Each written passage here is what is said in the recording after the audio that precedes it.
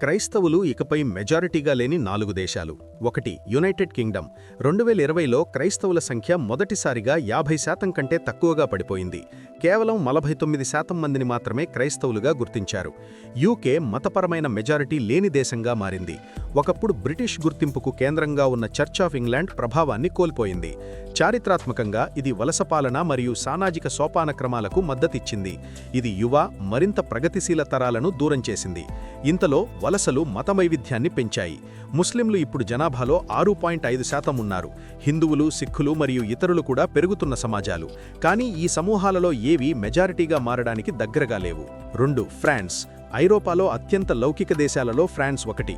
1905 నుండి రాష్ట్రం మరియు చర్చి వేరులో ఉన్నాయి. 2020 నాటికి ఇప్పటికీ 46% మంది మాత్రమే క్రైస్తవులుగా గుర్తించబడ్డారు. వారిలో ఎక్కువ మంది కాథలికులు, కానీ చాలా తక్కువ మంది చర్చికి హాజరవుతున్నారు. కాథలిక్ చర్చికి సంబంధించిన కుంభకోణాలతో ఫ్రాన్స్ కుదేలయింది. విస్తృతమైన దుర్వినియోగం, కప్పిపుచ్చడం మరియు అపనమ్మకం చాలా మందిని దూరంగా నడిపించాయి. దాదాపు ఫ్రెంచ్ యువకులలో 60% మంది తమను మతం లేనివారిగా గుర్తించారు. ఇస్లాం ఇప్పుడు ఫ్రాన్స్లో 2వ అతిపెద్ద మతం. అయినప్పటికీ క్రైస్తవ మతం వలె ఇది మెజారిటీని సూచించదు. 3. ఉరుగ్వే. ఉరుగ్వే లాటిన్ అమెరికాలో అత్యంత లౌకిక దేశం.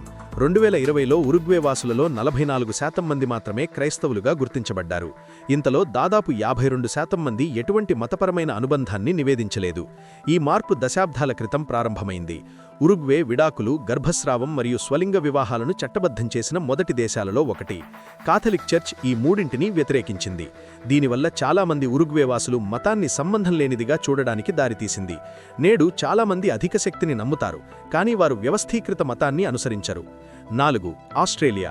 ఆస్ట్రేలియాకు ఇకపై మతపరమైన మెజారిటీ కూడా లేదు. 2020లో క్రైస్తవుల సంఖ్య 47%. మతం లేనివారితో గుర్తించబడిన ఆస్ట్రేలియన్లలో 38.9% మంది ఉన్నారు.